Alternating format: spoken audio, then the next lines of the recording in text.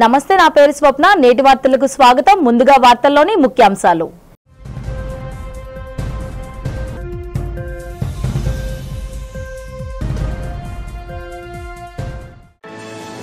Visakha partnership summit ఏర్పాటుపై ఉన్నత స్థాయి సమీక్ష నిర్వహించిన రాష్ట్ర ఐటీ శాఖ మంత్రి నారా లోకేష్ పార్ట్నర్షిప్ సమ్మిట్ లో 410 ఎంఓయూలపై సంతకం చేయబోతున్నామని వెల్లడి.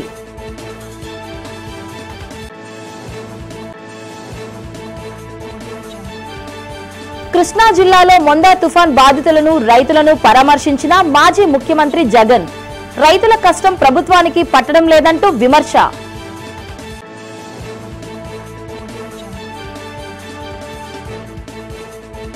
గిరిజన పాఠశాల మౌలిక సదుపాయాల కల్పనే కూటమి ప్రభుత్వం ధ్యేయమన్న మంత్రి గుమ్మడి సంధ్యారాణి. రాష్ట్రంలో ఉన్న ట్రైబల్ వెల్ఫేర్ హాస్టళ్ల అభివృద్ధికి ఈ ఏడాది 113 కోట్లు విడుదల చేశామని వెల్లడి. పార్వతీపురం మన్యం జిల్లాలో సెట్విస్ ఆధ్వర్యంలో ఘనంగా ప్రారంభం అయిన యువజనోత్సవం. ఉత్సవాలను ప్రారంభించిన పార్వతీపురం ఎమ్మెల్యే బోనెల విజయ్ చంద్ర. విశాఖపట్నంలో ఈ నెల 14-15 తేదీల్లో పార్ట్నర్షిప్ సమ్మిట్ లో 410 ఎంఓయూలపై సంతకం చేయబోతున్నామని రాష్ట్ర మంత్రి నారా లోకేష్ వెల్లడించారు. విశాఖపట్నంలో ప్రతిష్టాత్మకంగా నిర్వహించనున్న పార్ట్నర్షిప్ సమ్మిట్ 2025 సన్నాహక ఏర్పాటుపై మంత్రి లోకేష్ ఉన్నత స్థాయి సమీక్షించారు.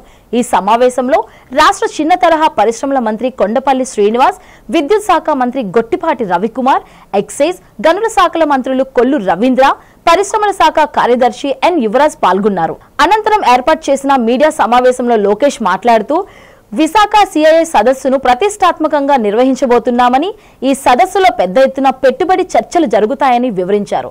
పారిశ్రామికవేత్తలతో పాటు పాలసీ మేకర్లు హాజరై రాబోయే 10 ఏళ్లలో పారిశ్రామిక రంగంలో ఎలాంటి మార్పులు రాబోతున్నాయి, అందులో మన దేశం ఆంధ్రప్రదేశ్ పాత్ర ఏమిటి అనే అంశాలపై విస్తృతమైన చర్చలు జరుగుతాయని పేర్కొన్నారు. పార్ట్నర్షిప్ సమ్మిట్ కు కేంద్ర మంత్రులు నిర్మలా సీతారామన్, పీయూష్ గోయల్, అశ్విని వైష్ణవ్ హాజరు కానున్నారని తెలిపారు. ఇప్పటి వరకు 45 దేశాల నుంచి 300 మంది వివిధ రంగాల ప్రముఖులు, పారిశ్రామికవేత్తలు వస్తున్నట్లు సమాచారం ఉందన్నారు. సమ్మిట్ లో 12 మల్టీ లాటరల్ ఆర్గనైజేషన్స్, 72 మంది ఇంటర్నేషనల్ స్పీకర్స్ పాల్గొంటారని వెల్లడించారు. సమ్మిట్ లో ఎంఓయూల ద్వారా 9.8 లక్షల కోట్ల పెట్టుబడులు, 7.50 లక్షల ఉద్యోగ అవకాశాలు రాబోతున్నాయని తెలిపారు. ప్రజలందరూ కూడా ఒకసారి ఆలోచించారు. గడిచిన 16 నెలల్లో $120 బిలియన్, $120 బిలియన్ అంటే సుమారుగా 10 లక్షల కోట్ల పెట్టుబడులు ఆంధ్ర రాష్ట్రానికి కమిట్ అయినాయి.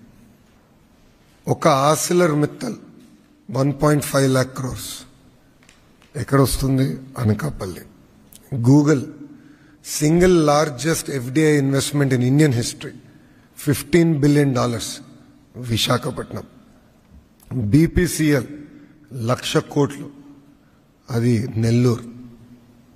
NTPC green project, green hydrogen project, ఇంకొక 1,65,000 కోట్లు. ఇలా మార్కీ ఇన్వెస్ట్మెంట్స్ అన్నీ ఆంధ్ర రాష్ట్రానికి వచ్చే పరిస్థితి. ఈరోజు మీరు ఏ సర్వే చూసినా, ఏ రిపోర్ట్ చదివినా, డొమెస్టిక్ ఇన్వెస్ట్మెంట్స్ లో ఆంధ్ర రాష్ట్రం నంబర్ 1. ఈ ఇన్వెస్ట్మెంట్స్ తర్వాత ఎఫ్డిఐలో కూడా ఆంధ్రప్రదేశ్ విల్ బి నంబర్ 1. అంటే ఎలాంటి డౌట్ లేదు. సో గౌరవ ముఖ్యమంత్రి గారు స్పీచ్ చూశారు, నేను మాట్లాడిన చూసాం. ఎందుకు ఇన్వెస్టర్స్ ఆంధ్ర రాష్ట్రం ఎంచుకోవాలంటే స్పీడ్ ఆఫ్ డూయింగ్ బిజినెస్. మాజీ ముఖ్యమంత్రి వైసీపీ అధ్యక్షుడు వైఎస్ జగన్ మంగళవారం కృష్ణా జిల్లాలోని మొందా తుఫాన్ ప్రభావిత ప్రాంతాల్లో పర్యటించారు. ఈ పర్యటన ప్రధానంగా తుఫాన్ వల్ల దెబ్బతిన్న పంటలను పరిశీలించారు. బాధిత రైతులతో సమావేశమై పరిహారాలు, భవిష్యత్ చర్యలు చర్చించడం లక్ష్యంగా నిర్వహించారు. జగన్ తాడేపల్లి నివాసం నుంచి ఉదయం బయలుదేరి Penamaluru centre, Uyyuru bypass, Pamarru bypass మార్గాల ద్వారా పెదనకొండలోని గుదులూరు చేరుకున్నారు. అక్కడ తుఫాన్ దెబ్బతిన్న పొలాలను పరిశీలించి రైతులతో మాట్లాడారు. తుఫాను వల్ల కృష్ణా జిల్లాలో విస్తృత పంటలు నాశనమయ్యాయి. 8 మంది ప్రాణాలు కోల్పోయారు. ఈ సందర్భంగా జగన్ మాట్లాడుతూ ప్రభుత్వంపై విరుచుకుపడ్డారు. మీరు తుఫాన్ నిర్వహణ బాగా చేశారని చెబుతున్నారా? ఎందుకు అమాయకులు చనిపోతున్నారు అంటూ ప్రశ్నించారు. నిజమైన పాలన అంటే ప్రాణాలు కాపాడడం, జీవనోపాధి రక్షించడం, ప్రచారం కాదు అని ధ్వజమెత్తారు. వైసీపీ పాలనలో రైతులకు అందించిన పథకాలను ప్రస్తావించి ప్రస్తుత ప్రభుత్వం రైతులను విస్మరించింది ఆరోపించారు. 84.8 లక్షల మంది రైతులకు ఉచిత బీమా అందించారు. వైసీపీ పాలనలో రైతులకు అందించిన పథకాలను ప్రస్తావించి ప్రస్తుత ప్రభుత్వం అందించిన పథకాలను ప్రస్తావించి ప్రస్తుత ప్రభుత్వం రైతులను విస్మరించిందని ఆరోపించారు. 84.8 లక్షల మంది రైతులకు ఉచిత బీమా అందించాం. ఇప్పుడు 19 లక్షల మందికి మాత్రమే ఉంది. అందులో కూడా ప్రీమియం చెల్లించాల్సి వస్తుందని జగన్ విమర్శించారు. కూటమి పాలనలో గిరిజన హాస్టల్స్ కు, గురుకుల పాఠశాలలకు, ఆశ్రమ పాఠశాలలకు మహద్దశేనని మంత్రి గుమ్మడి సంధ్యారాణి అన్నారు. ఈ సందర్భంగా ఆమె అమరావతి సచివాలయంలో మాట్లాడారు. గిరిజన హాస్టల్స్ మౌలిక సదుపాయాలకు గత ఏడాది 115 కోట్లు ముఖ్యమంత్రి చంద్రబాబు విడుదల చేశారన్నారు. ఈ సంవత్సరం గురుకులాలకు, ఆశ్రమ పాఠశాలలకు మరో 113 కోట్లు మంజూరు చేశారని ముఖ్యమంత్రి చంద్రబాబుని కొనియాడారు. గత ప్రభుత్వ హయాంలో కనీస సదుపాయాలు నోచుకోని గిరిజన హాస్టల్స్ కి ఈ 17 నెలల కాలంలో మౌలిక సదుపాయాలు కల్పనకు ఎంతో ప్రాధాన్యత ఇచ్చామన్నారు. ట్రైబల్ వెల్ఫేర్ శాఖకు సంబంధించి మొత్తం 757 గురుకులాలు, ఆశ్రమ పాఠశాలలు, హాస్టల్స్ ఉన్నాయని వాటికి మౌలిక సదుపాయాలు కల్పించడమే కూటమి ప్రధాన ఎజెండా అన్నారు. అంతేకాక గిరిజన జీవన విధానాన్ని మరింత మెరుగుపరిచి వారికి ఆరోగ్యపరంగా కావలసిన అన్ని సదుపాయాలను అందించడంతో పాటు వారిని చైతన్యవంతులుగా మార్చేందుకు అనేక అవగాహన కార్యక్రమాలు చేపడుతున్నామని పేర్కొన్నారు. సంవత్సరం 4 నెలలు అంటే దాదాపుగా 16 నెలలు పూర్తి చేసుకున్న సందర్భంగా రాష్ట్రంలో ఉన్నటువంటి గిరిజనులకు కానీ, అంటే ఐటీడీఏ పరిధిలో ఉన్నటువంటి గ్రామాలకు కానీ రాష్ట్రంలో గిరిజన శాఖ సమర్థవంతంగా గిరిజనుల తాలూకా సమస్యలను కానీ, ఇబ్బందులను కానీ, కష్టాలను కానీ గుర్తించి పరిష్కార మార్గాలు వెతుక్కుంటూ పరిష్కార దిశగా వెళ్తున్నామని చెప్పడానికి, చంద్రబాబు నాయుడు గారి ఆధ్వర్యంలో పనిచేస్తున్నామని చెప్పడానికి నిజంగా నేను సంతోషంగా భావిస్తున్నాను. ఈ మధ్యకాలంలో మీ అందరికీ తెలుసు, హాస్టల్స్లో గత కాలంలో మౌలిక సదుపాయాల కల్పన లేక, నాట్ ఈవెన్ ప్లేట్లు, కంచాలు, ప్లేట్లు, గ్లాసులు, పెట్టెలు ఇవి కూడా ఇచ్చే నాదుడు లేక ఇబ్బంది పడినటువంటి సమయం నుంచి ఈరోజు పూర్తిగా అన్ని సదుపాయాలు ఇస్తూ 155 కోట్లు ఫస్ట్ మేము శాంక్షన్ చేసాం లాస్ట్ ఇయర్ మౌలిక సదుపాయాల కోసం. చాలా హాస్టల్స్కి అన్ని రకాల మౌలిక సదుపాయాలు కల్పించడం జరుగుతూ వచ్చింది. వైద్య విద్యను అభ్యసించే వారంతా చిత్తశుద్ధి, సేవాభావంతో పనిచేయాలని విశాఖ కలెక్టర్ ఎంఎన్ హరేంద్ర ప్రసాద్ అన్నారు. వైద్య విద్యను అభ్యసించే వారంతా చిత్తశుద్ధి, సేవాభావంతో పనిచేయాలని విశాఖ కలెక్టర్ ఎంఎన్ హరేంద్ర ప్రసాద్ అన్నారు. విశాఖ ఆంధ్ర మెడికల్ కళాశాలలో సోమవారం సాయంత్రం ఆహ్వాన్ 25 పేరిట ఫ్రెషర్స్ వేడుకలు నిర్వహించారు.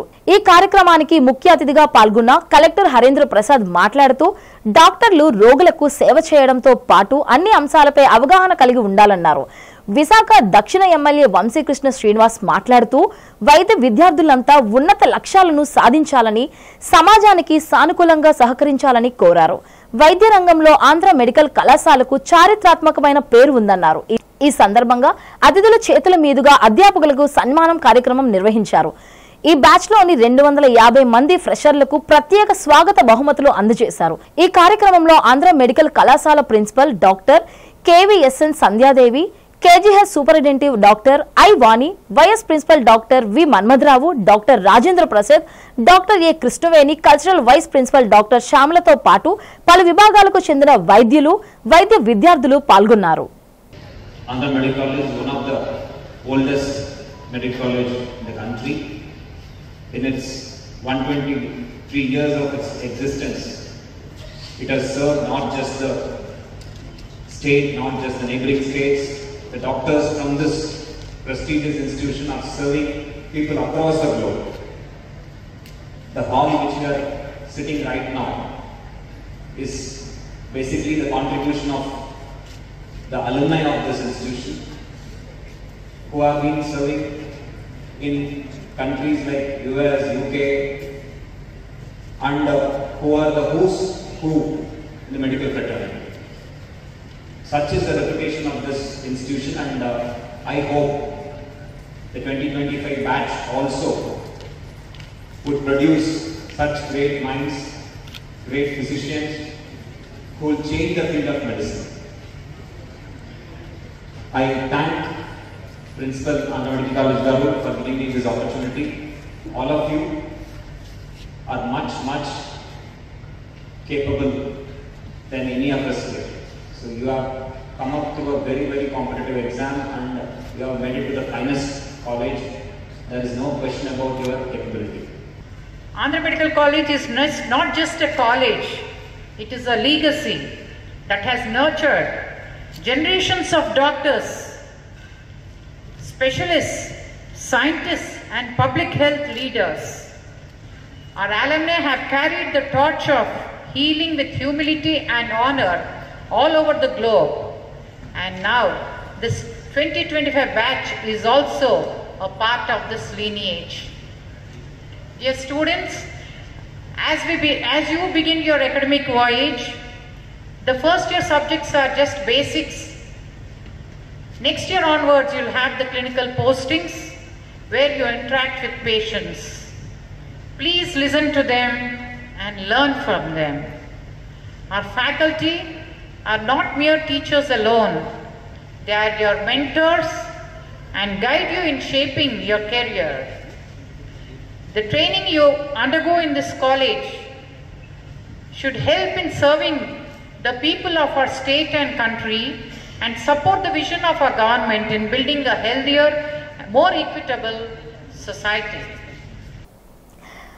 పార్వతీపురం మన్యం జిల్లాలో యువత ప్రతిభను భారతదేశ రాజధానితో నిలబెట్టేలా యువత కృషి చేయాలని స్థానిక శాసనసభ్యులు బోనెల విజయ్ చంద్ర అన్నారు. మంగళవారం జిల్లా యువజన సర్వీసుల శాఖ సెట్విజ్ ఆధ్వర్యంలో నిర్వహించిన జిల్లా స్థాయి యువజనోత్సవాన్ని శాసనసభ్యులు ప్రారంభించారు. ఈ సందర్భంగా ఎమ్మెల్యే మాట్లాడుతూ పార్వతీపురం యువత తమ సత్తా చాటి ఢిల్లీకి వెళ్లేందుకు ప్రతిభ కనబరిస్తే వారిని ఢిల్లీ వెళ్లేందుకు తన సొంత డబ్బులతో ఫ్లైట్ టికెట్లు తీసి ఢిల్లీలో ఉన్న రోజులు వసతి కల్పించి అక్కడ ప్రత్యేక వాహనాన్ని ఏర్పాటు చేసేందుకు సిద్ధంగా ఉన్నానని పిలుపునిచ్చారు. యువత వారిలో ఉన్న నైపుణ్యాన్ని వెలుగులోకి తీసుకువచ్చి కేంద్ర ప్రభుత్వం అందిస్తున్న పథకాలను సద్వినియోగం చేసుకోవాలని విజయ్ చంద్ర అన్నారు. క్రీడలతో పాటు యువత విద్యలో కూడా తమ ప్రతిభ కనబరచాలన్నారు. ధనార్జనకు ఎంతో కష్టించి పనిచేసే వారిని ప్రస్తుత కేంద్ర రాష్ట్ర ప్రభుత్వాలు అందజేస్తున్న ప్రోత్సాహంతో అతి తక్కువ సమయంలోనే లక్షాధికారులుగా మారే అవకాశం ఉందని పేర్కొన్నారు. జపాన్, యూరప్ దేశాలలో యువత లేక అక్కడ ఇబ్బందులు ఎదురవుతున్నాయని ఆయన అన్నారు. 2047 సంవత్సరానికి ప్రపంచ పటంలో భారతదేశం, ఆంధ్రప్రదేశ్ యువత అన్ని రంగాల్లో ముందంజలో ఉండేలా ముఖ్యమంత్రి నారా చంద్రబాబు నాయుడు ప్రత్యేక చర్యలు తీసుకుంటున్నారని, అందులో తెలుగువారు ఆ ఖ్యాతి నార్జించేందుకు ఆయన ఆలోచన చేస్తున్నారని తెలిపారు. మహానుభావులు అయ్యారనే విషయాన్ని గుర్తుపెట్టుకోండి. మీలో కూడా నాలో కూడా ఒకటే టాలెంట్ ఉంది. దాన్ని కరెక్ట్గా వాడగలిగితే మీ కుటుంబాల్లో, మీ చుట్టుపక్కల పరిసరాల్లో మీరు అద్భుతంగా కనబడతారనే విషయాన్ని గుర్తుపెట్టుకోండి. Intermediate is the right time. ఇటు 10th క్లాస్ అంటే చిన్నపిల్లలు, ఇటు డిగ్రీకి వస్తే పెద్దవాళ్ళు. ఈ ఇంటర్మీడియట్ ఏజ్లో ఏముంటుందంటే మీరు తీసుకున్న నిర్ణయం మీ జీవితాన్ని ఖచ్చితంగా ముందుకు తీసుకెళ్లేదనే విషయాన్ని గుర్తుపెట్టుకోండి. ఇంటర్మీడియట్లో చాలా షార్ప్గా ఉండాలి. ప్రతి నిర్ణయాన్ని మీ ఉపాధ్యాయులతో, తల్లిదండ్రులతో నిర్ణయాన్ని తీసుకొని మాట్లాడండి. లేదు అంటే ఇదే ఏజ్లో మీకు ఒక మెంటర్ ఉండాలి. టెండూల్కర్ గురించి అయినా ఆయనకు ఒక కోచ్ ఉంటారు కదా. మొన్న క్రికెట్ తెచ్చుకున్నాం కదా ఉమెన్కి, వాళ్ళకి ఒక కోచ్ ఉన్నారు కదా. అంటే ఈవెన్ మన తెలుగు సామెతలో బంగారు పళ్ళానికైనా గోడ కావాలి, అవునా, నిల్చోబెట్టడానికి. మీరు ఎంత గొప్ప టాలెంట్ ఉన్నా కానీ మీకు ఒక మెంటర్ కావాలి. మెంటర్ని రైట్గా చూస్ చేసుకోండి. వాళ్ళు చెప్పిన సూచనలు కరెక్ట్గా ఫాలో అవ్వండి. మీరు బాగుంటే మీకు ఏదో వస్తే మాకు వస్తుందని. దేశంలోనే ప్రముఖ పుణ్యక్షేత్రంగా విరాజిల్లుతున్న సింహాచలం శ్రీ వరాహలక్ష్మి నరసింహస్వామి వారి దేవస్థానంలో మంగళవారం శ్రీ వరాహలక్ష్మి నృసింహస్వామి వారి గరుడ సేవ నేత్రపర్వంగా సాగింది. అర్జిత సేవల్లో భాగంగా ఉత్సవమూర్తి గోవిందరాజస్వామిని మండపంలో అధిష్ఠింపజేశారు. పాల్గొన్న భక్తుల గోత్రనామాలతో సంకల్పం చేసి పాంచరాత్ర గమశాస్త్రం విధానంలో కార్యక్రమాన్ని కమనీయంగా జరిపించారు. మంత్రపుష్పం, మంగళ శాసనాల తర్వాత భక్తులకు వేదాశీర్వచనాలు, శ్రేష్ఠ వస్త్రాలు, స్వామివారి ప్రసాదాలను అందజేశారు.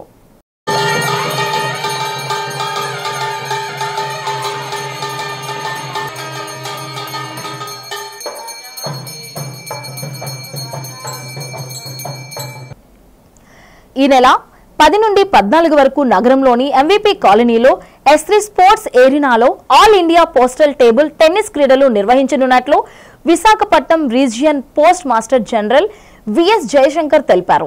ఎంవీపీ కాలనీలోని తన కార్యాలయంలో జరిగిన మీడియా సమావేశంలో ఆయన మాట్లాడారు. విశాఖపట్నం పోస్టల్ రీజియన్ 40వ all India postal table tennis tournament ను ఘనంగా నిర్వహిస్తామన్నారు. దీనికి సంబంధించిన లోగో టీజర్ ను ఆయన ఆవిష్కరించారు. ఈ క్రీడల్లో దేశ వ్యాప్తంగా గల వివిధ రాష్ట్రాల నుంచి 14 టీముల్లో 121 మంది క్రీడాకారులు పాల్గొంటారన్నారు.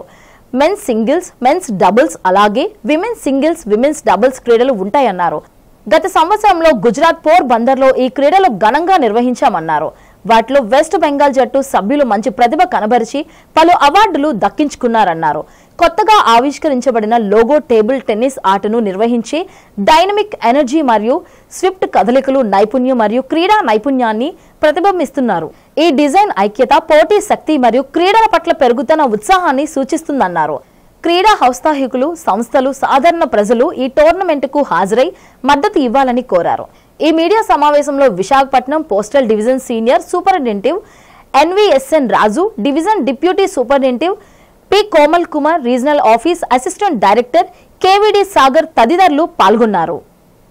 Postal Department has thrown up many eminent sports people over the past few years, and currently there is a Postal All India Athletics and Cycling Tournament being held at Porbandar, Gujarat, where some of our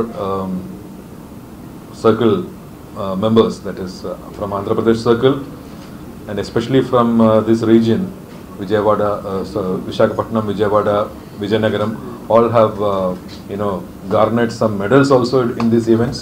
It's a matter of pride for us.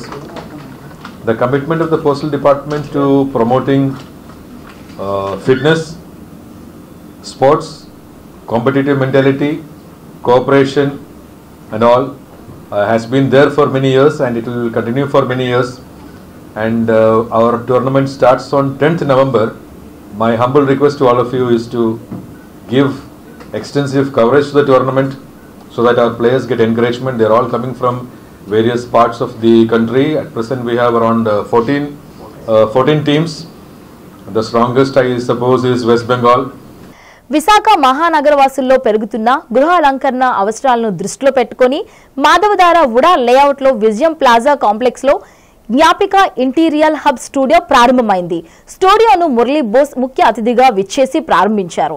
ఈ సందర్భంగా Botsa square యజమాని బొత్స సురేష్ మాట్లాడుతూ జ్ఞాపిక interior hub వారు గత 15 ఏళ్లుగా modular kitchen, modular wardrobe renovation works, construction works, swimming pool నిర్వహణలు సాగిస్తున్నారని చెప్పారు. మధ్యతరగతి వారికి కూడా అందుబాటులో ఉండే విధంగా తయారు చేయడంలో వారికెంతో ప్రావీణ్యత కలిగి ఉన్నారని అన్నారు. మురళి మాట్లాడుతూ ఇల్లు, విల్లాలు, గేటెడ్ కమ్యూనిటీ ఏదైనా అందుబాటు ధరలలో మా సేవలు అందిస్తామన్నారు. బోస్ మాట్లాడుతూ తమ సేవలు అవసరమైన వారు తాము కొత్తగా ప్రారంభించిన స్టూడియోకి వచ్చి సంప్రదించాలని కోరారు. బొత్స సురేష్ కుమార్ వచ్చిన ఆహుతులకు అభినందనలు తెలియజేశారు. చాలా మంచి ట్రెడిషనల్ నేమ్తో వీరు స్టార్ట్ చేశారు. వీళ్ళకి చాలా మంచి ఎక్స్పీరియన్స్ ఉంది. ఎన్నో సంవత్సరాల నుంచి ఇంటీరియర్స్ చేస్తూ ఈరోజు ఇంత మంచి స్టూడియోని మాధవధార్ ఏరియాలో పెట్టడం, ఈ ఏరియా అందరికీ కూడా మంచి అవకాశాన్ని ఇచ్చి ఎవరైనా ఇంటీరియర్ డిజైన్ చేసుకోవాలనుకుంటే ఫస్ట్ ఆఫ్ ఆల్ ఏంటంటే మనకి మంచి డిజైనర్ కావాలి. డిజైనర్తో పాటు స్టూడియో ఉంది వీరికి. ఈ స్టూడియో వల్ల మనకి అడ్వాంటేజ్ ఏంటంటే ఇక్కడ వాళ్ళు వచ్చి చూసి ఇంత మంచిగా డిజైన్ చేశారు కాబట్టి వీళ్ళతో మనం ముందుకు వెళ్ళొచ్చు అని ప్రతి ఒక్కరు కూడా రావచ్చు. దీనికి వీరు చేయవలసింది ఏంటంటే ఫస్ట్ మీ మీడియా వారి సహకారం ఫస్ట్ అందించాలి. మీడియా వాళ్ళు దీన్ని అన్ని హైలైట్ చేసి వీళ్ళు చేసే ఇంటీరియర్స్, వీళ్ళ తాలూకా కాన్సెప్ట్, డిజైన్స్, వీళ్ళు ఉన్న ఐడియాస్ని మీరందరూ కూడా ముందుకు తీసుకెళ్ళి వీళ్ళకి బిజినెస్లో మీరందరూ కూడా తోడ్పడతారని నేను అందరినీ రిక్వెస్ట్ చేస్తున్నాను. ఫస్ట్ ఆఫ్ ఆల్ ఏంటంటే స్టూడియో చాలా బ్యూటిఫుల్గా చేశారు. ఈ మాడ్యులర్ కిచెన్ కానీ, వార్డ్రోబ్స్ కానీ లేటెస్ట్ కాన్సెప్ట్స్ పెట్టారు వీరు. ఎక్కడెక్కడో మనం వెళ్ళి ఇప్పుడు మన ఇంటీరియర్స్ కావాలంటే మన ప్రతి వాళ్ళు కూడా ఎక్కడికో వెళ్ళి వాళ్ళని తీసుకొచ్చి మనకి మోడల్ మామూలుగా ఫొటోస్లో చూపించి చేయించడం కాకుండా లైవ్లో వీళ్ళు స్టూడియో పెట్టడం వల్ల చాలా అడ్వాంటేజెస్ ఉన్నాయి. జ్ఞాపక ఇంటీరియర్ హబ్ ఇప్పటి నుంచి కాదు, లాస్ట్ 15 years బట్టి ఇంటీరియర్ వర్క్లోని నెక్స్ట్ కన్స్ట్రక్షన్ ఫీల్డ్లో ఉన్నది. అంటే లేటెస్ట్ టెక్నాలజీ పాత టెక్నాలజీ మార్చి లేటెస్ట్గా అంతా ఫ్యాక్టరీ వర్క్లో మాడ్యులర్ కిచెన్స్ కానీ మాడ్యులర్ వార్డ్రోబ్స్ కానీ లేటెస్ట్ టెక్నాలజీతో బెస్ట్ ప్రైస్కి మేము అందిస్తున్నాం. ఒకసారి వచ్చి విజిట్ చేయగలిగితే మేము బెస్ట్ వర్క్ మీకు ఇవ్వగలుగుతాం. నేను ఈ ఫీల్డ్లో 15 ఇయర్స్ నుంచి ఉన్నాను. నేను ఇంటీరియర్ ఒకటే కాదు, స్విమ్మింగ్ పూల్స్ కూడా కన్స్ట్రక్షన్ చేస్తాను, రిసార్ట్స్ కూడా. ఇది 15 ఇయర్స్ నుంచి ఉంది. ఒక షోరూమ్ పెడదామనే ఆలోచనతో ఈ షోరూమ్ పెట్టాను. అందరికీ అందుబాటులో మా దగ్గర ఉంటాయి. బడ్జెట్ బట్టి మేము ఇంటీరియర్ చేసి ఇవ్వగలమండి. ఒక 1 lakh నుంచి 1 crore వరకు చేయగలమండి ఇంటీరియర్. నుంచి పెద్ద గేటెడ్ కమ్యూనిటీ వరకు కూడా చేయగలమండి. 89వ వార్డు వెలిసినటువంటి శ్రీ ఉమా నీలకంఠేశ్వర స్వామి వారి కార్తీక మాసం సందర్భంగా భక్తులు వేకువజాము నుంచే భక్తులు స్వామివారికి పంచామృత అభిషేకం, పాలాభిషేకం, రుద్రాభిషేకం నిర్వహించినట్లు కమిటీ సభ్యులు తెలియజేశారు. ముఖ్యంగా ఈ స్వామివారిని దర్శించుకుంటే కోరిన కోరికలు తీర్చే స్వామిగా భక్తులు నమ్ముతారని కమిటీ ప్రతినిధులు తెలిపారు. ఈ సందర్భంగా కమిటీ ప్రతినిధులు మాట్లాడుతూ గత 20 సంవత్సరాల కిందట శ్రీ ఉమా నీలకంఠేశ్వర స్వామి వారి విగ్రహ ప్రతిష్ఠ జరిగిందన్నారు. దాతల సహకారంతో దినదిన అభివృద్ధి చెందుతుందని, ఇంకా మాకు దాతలు సహకరిస్తే మరింత అభివృద్ధి చేస్తామని తెలియజేశారు. ఈ కార్యక్రమంలో భాస్కర్, రాము, హరి, చంద్రశేఖర్, కృష్ణాచారి, కమిటీ సభ్యులు, గ్రామ పెద్దలు పాల్గొన్నారు.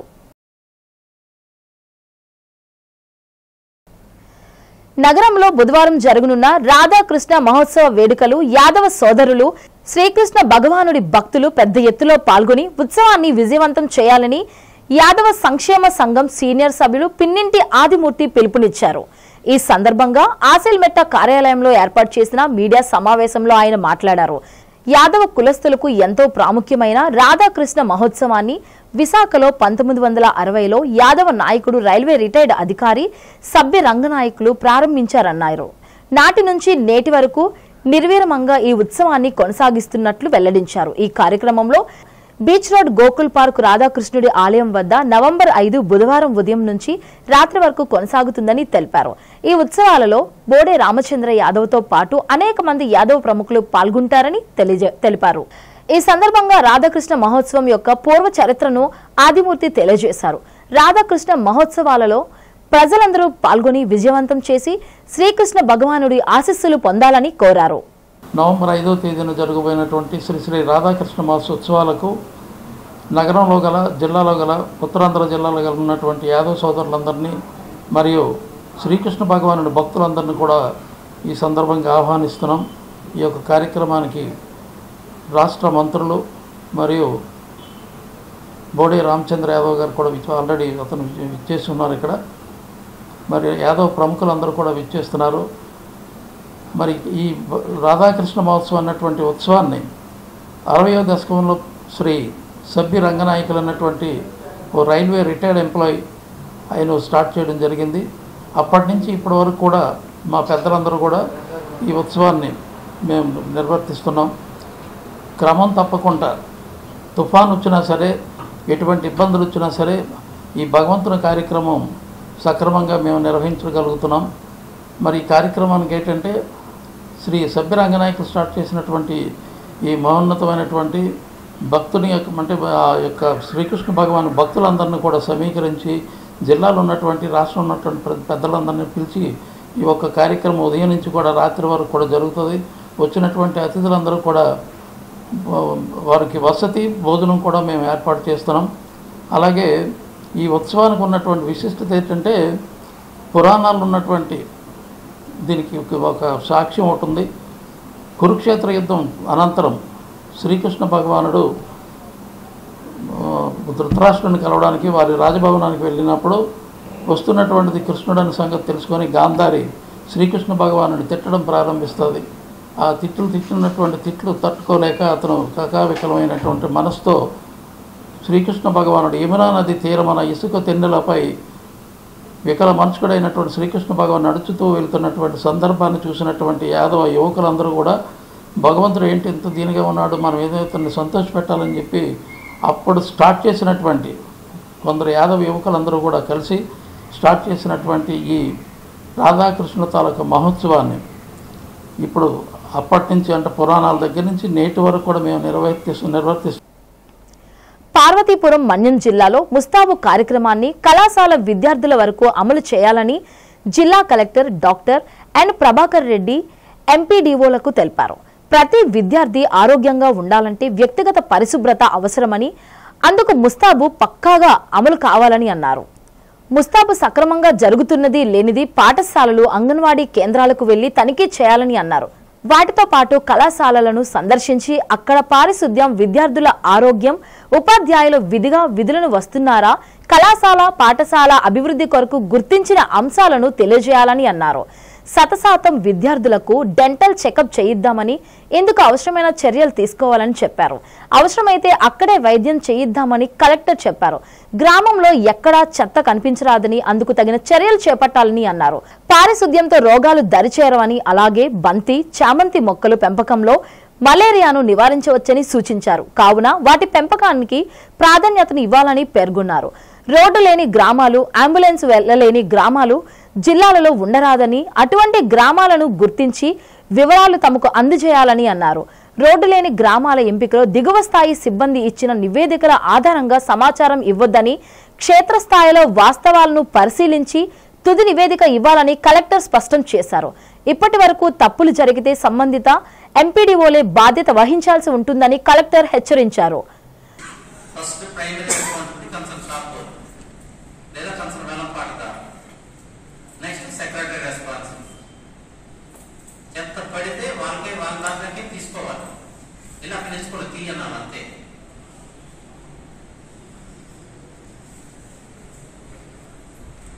పెదగంట్యాడలో ఏర్పాటు చేయబోయే Adani Ambuja cement grading factory ప్రతిపాదనను రాష్ట్ర ప్రభుత్వం విరమించుకోవాలని సిపిఐ విశాఖ జిల్లా సహాయ కార్యదర్శి పి చంద్రశేఖర్ డిమాండ్ చేశారు. గూగుల్ సెంటర్ ఏర్పాట్లు తమ పార్టీ వ్యతిరేకిస్తుందని స్పష్టం చేశారు. Adani Ambuja cement grading factory, Google data centre ఏర్పాటు నిర్ణయాన్ని రాష్ట్ర ప్రభుత్వం వెనక్కి తీసుకోవాలని డిమాండ్ చేస్తూ కలెక్టరేట్ వద్ద నిరసన ప్రదర్శన నిర్వహించారు. అనంతరం కలెక్టరేట్లో జరుగుతున్న ప్రజా సమస్యల పరిష్కార వేదికలో సిపిఐ నేతలు వినతి పత్రం కలెక్టర్కు అందజేసి తమ పార్టీ విధానాన్ని చెప్పారు. ఈ సందర్భంగా చంద్రశేఖర్ మీడియాతో మాట్లాడుతూ జనావాసాల మధ్య సిమెంట్ ఫ్యాక్టరీ ఏర్పాటుకు ఎలా అనుమతిస్తారని ప్రశ్నించారు. కూటమి ప్రభుత్వ హయాంలో ప్రజలకు జీవించే హక్కు లేదా అని నిలదీశారు. నగరంలో గూగుల్ సెంటర్ ఏర్పాటు వలన ప్రయోజనం కంటే నష్టాలే ఎక్కువ ఉన్నాయని అన్నారు. డేటా సెంటర్ వలన విపరీతమైన కాలుష్యం పెరిగి విశాఖ వాసులు కాలుష్య కొరల్లో చిక్కుకుంటారని, ప్రభుత్వం తక్షణం వెనక్కి తగ్గకపోతే రాబోయే రోజుల్లో ఆందోళన కార్యక్రమాలు మరింత తీవ్రతరం చేస్తారని చంద్రశేఖర్ హెచ్చరించారు. ముఖ్యంగా 2 ప్రధాన అంశాలపైన ఈరోజు మా పార్టీ జిల్లా ప్రతినిధి బృందం జిల్లా కలెక్టర్ గారిని కలిసి వినతి పత్రం ఇవ్వడానికి రావడం జరిగింది. ప్రధానంగా మొదటిది విశాఖలోని గూగుల్ సంస్థ ఏదైతే ఏర్పాటు చేయబోతా ఉందో డేటా సెంటర్, దాని అంశం మీద ఈరోజు అమెరికా తర్వాత అతి పెద్ద డేటా సెంటర్ని విశాఖపట్నంలోనే ఏర్పాటు చేయబోతూ ఉన్నాం. దాదాపు $15 బిలియన్ అంటే 185,000 కోట్ల పెట్టుబడితో రానున్నటువంటి 5 ఏళ్ల కాలంలో 185,000 ఉద్యోగాల కల్పనే మా ప్రభుత్వ ధ్యేయం అని చెప్పి నారా లోకేష్ గారు, ఐటీ శాఖ మంత్రి నారా లోకేష్ గారు చాలా స్పష్టంగా ఈరోజు చాలా ఊదరగొడుతూ ఉన్నారు. దీనిపైన ప్రతిపక్షాలన్నీ కూడా అసూయతో ఉన్నాయి. ఈ కంపెనీ విశాఖపట్నానికి రావడం వల్ల ఇతర రాష్ట్రాలు కూడా అసూయతోని రగిలిపోతూ ఉన్నాయని వారు చెప్తూ ఉన్నారు. గతంలోనే ఈరోజు ఈ సంస్థకు సంబంధించి కూడా దాదాపుగా 480 ఎకరాల భూమిని ఈరోజు కేటాయించడం జరిగింది. ఆనందపురం మండలం తొర్లవాడ పంచాయతీలో దళితులు అసైన్డ్ భూములను బలవంతంగా లాక్కునేటువంటి 200 ఎకరాల భూములు లాక్కోవడానికి ప్రయత్నం చేస్తూ ఉన్నారు. ఆ భూముల్లో ఈరోజు దళితులు పంటలు పండిస్తూ ఉన్నారు. ఆ భూముల్ని లాక్కోవడం వల్ల వారి జీవనోపాధి కూడా దెబ్బతినేటువంటి పరిస్థితి ఉంది.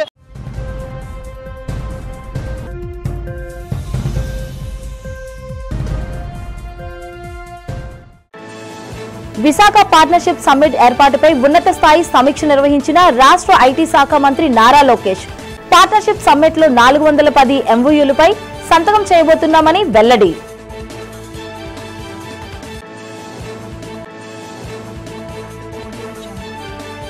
కృష్ణా జిల్లాలో మొండా తుఫాన్ బాధితులను, రైతులను పరామర్శించిన మాజీ ముఖ్యమంత్రి జగన్.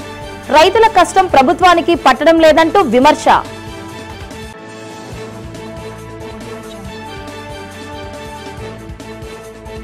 గిరిజన పాఠశాల మౌలిక సదుపాయాల కల్పనే కూటమి ప్రభుత్వం ధ్యేయమన్న మంత్రి గుమ్మడి సంధ్యారాణి. రాష్ట్రంలో ఉన్న ట్రైబల్ వెల్ఫేర్ హాస్టళ్ల అభివృద్ధికి ఈ ఏడాది 113 కోట్లు విడుదల చేశామని వెల్లడి. పార్వతీపురం మన్యం జిల్లాలో సెట్విస్ ఆధ్వర్యంలో ఘనంగా ప్రారంభం అయిన యువజనోత్సవం. ఉత్సవాలను ప్రారంభించిన పార్వతీపురం ఎమ్మెల్యే బోనెల విజయ్ చంద్ర. చూశారు కదండి, ఇవి ఇంతటి వరకు ఉన్న వార్తలు. మరొక బులెటిన్లో మళ్ళీ కలుద్దాం. అంతవరకు నమస్కారం.